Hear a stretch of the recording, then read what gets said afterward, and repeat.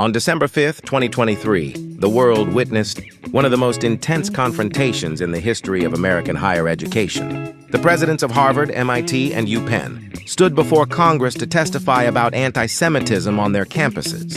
It was a hearing that began with legal arguments, but ended in national outrage and the resignations of elite leaders. Why did these three powerful women become targets? And how did a single phrase, "it depends on the context," change the future of the Ivy League? Following the October 7th attacks, these elite institutions became centers of massive pro-Palestinian protests. While students claimed to exercise free speech, many Jewish students reported a climate of fear and harassment. Congress targeted these three universities because they represent the pinnacle of American intellect and power.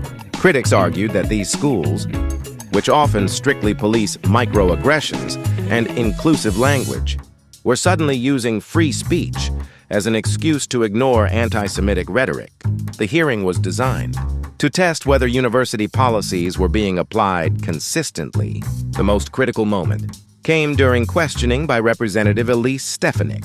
She asked, "Does calling for the genocide of Jews violate your university's code of conduct regarding bullying and harassment?"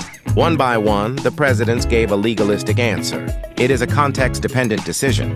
They were attempting to follow the First Amendment standards of the U.S. Constitution, which protects speech unless it directly incites violence. However, to the public and the lawmakers, this answer sounded cold and morally ambiguous.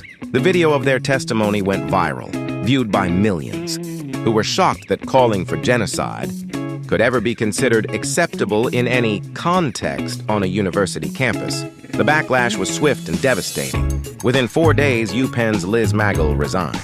A month later, after further controversies regarding her academic work, Harvard's Claudine Gay also stepped down.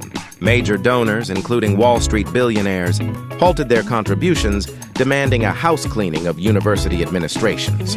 This marked the beginning of a new era, where political figures and donors began to exercise direct influence over internal university policies. The academic autonomy that universities had enjoyed for decades was suddenly under siege. I see this hearing as a tragic failure of communication. The presidents spoke as lawyers while the public sought moral leadership. This event shows us that in the 21st century, the university is no longer an ivory tower isolated from society. For English learners, this story teaches us the power and danger of the word context.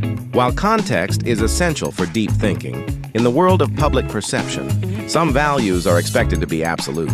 Mastering English means learning when to be precise and when to be principled.